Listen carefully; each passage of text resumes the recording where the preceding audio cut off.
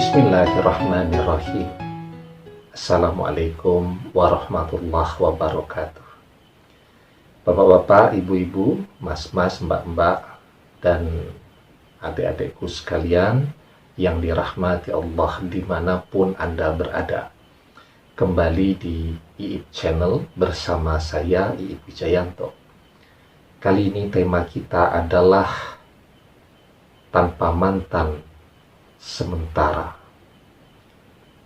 Menangis dan bahagia selalu bersamanya. Ya.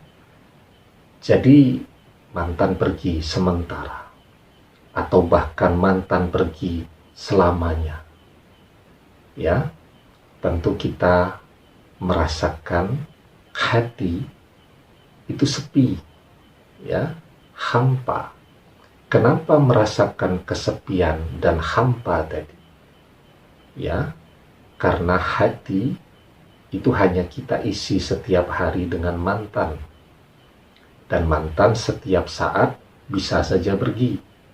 Ketika mantan yang mengisi hati dan dia pergi, saat dia pergi, yang kita rasakan adalah kesepian, rasa hampa. Ya. Nah, karena itu apa yang bisa dilakukan, ya?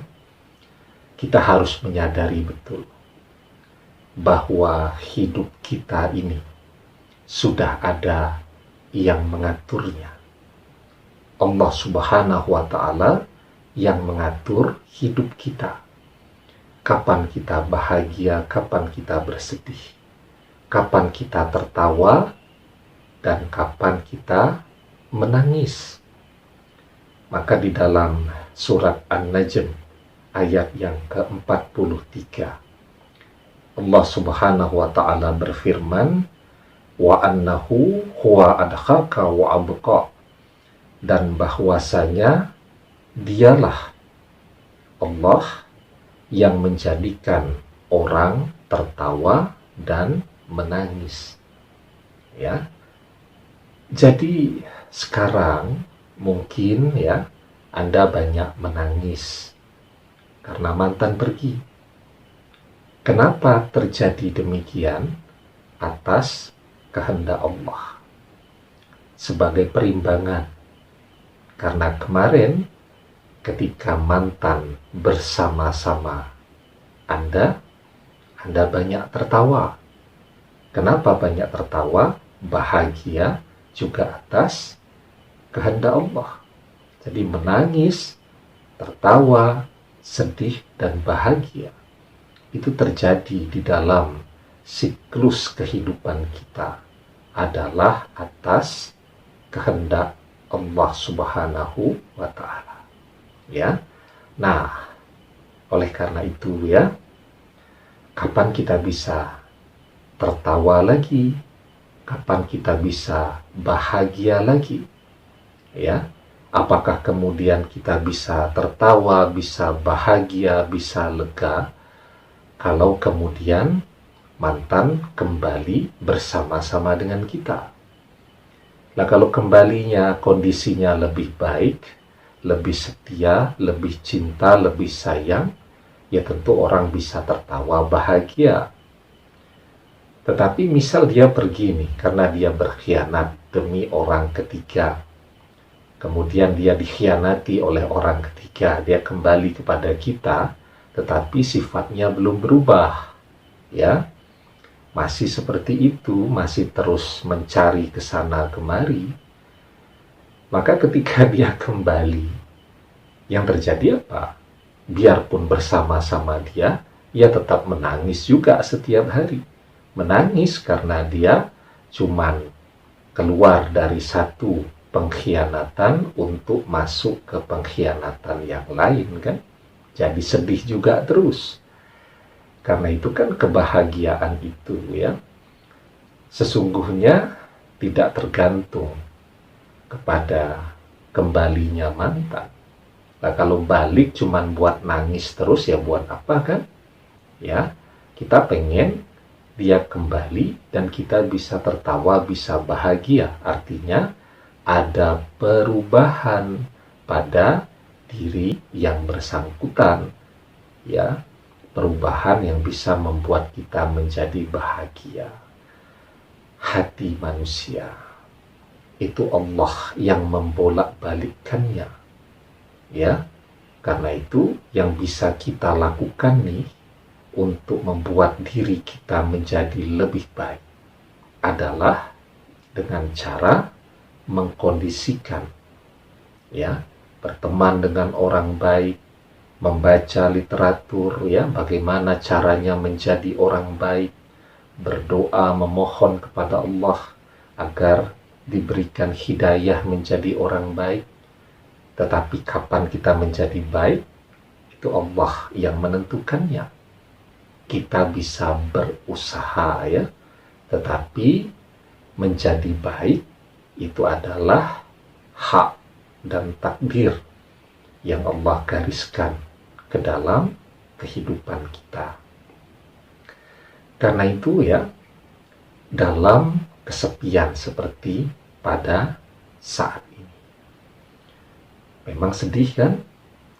Tetapi ketika Anda mengisi hati dengan Allah, ya, Anda memperbanyak berzikir, ya, Anda memperbanyak mengaji, Anda memperbanyak berdoa, dan yang pasti Anda selalu memohon di dalam doa Anda kepada Allah, ya Allah, berikanlah hati yang bahagia, ya, ya Allah, berikanlah hati yang senantiasa pandai bersyukur, ya Allah, jangan biarkan aku kesepian atau merasa kesepian. Anda mohon kepada Allah. Kalau Allah kabulkan, ada mantan ataupun tidak ada mantan, Anda akan tetap menjadi pribadi yang bahagia, ya. Jadi ketika Anda sedih sekarang, apa yang harus Anda lakukan? Anda pergi curhat ke teman, mungkin bisa memberikan kelegaan. Tetapi saat pulang lagi ke rumah sendirian, Anda akan kembali merasa hampa, merasa kesepian. Tetapi ketika Anda mengadu kepada Allah, ya, maka hati Anda akan terisi penuh. Kapanpun Anda membutuhkan untuk bisa mengadu, untuk bisa bercerita, untuk bisa curhat, ya, kepada Allah, Anda tidak perlu janjian dulu, tidak keluar kuota internet, tidak keluar pulsa, tidak keluar bensin, harus keluar rumah, ya. Anda cukup ngambil air wudhu, menggelar sajadah, Anda sholat, ya. Kalau pas waktu sholat fardu, Anda kerjakan sholat fardu. Tapi kalau pas waktu-waktu di antara sholat fardu, Anda bisa bekerjakan sholat sunat 2 rakaat. Kemudian Anda bisa mengadu, bisa bercerita, ya, bisa curhat, bisa berkeluh kesah kepada Allah sepuas-puasnya, ya. Dan semua orang yang mengapply cara ini merasakan bahwa ketika semua persoalan itu dia ceritakan kepada Allah, dia merasa bebannya itu menjadi terangkat. Dia merasa lebih ringan, pikirannya lebih ringan, ya, hatinya merasa lega, lebih plong, dan seterusnya tadi. Dan kepada Allah, Anda tidak perlu merahasiakan sesuatu, semua Anda ceritakan. Kalau kita curhat kepada orang, kan, masih ada hal-hal yang perlu kita edit, ya. Masih ada hal-hal yang ini kita buka, ya, ini jangan dulu, dan seterusnya.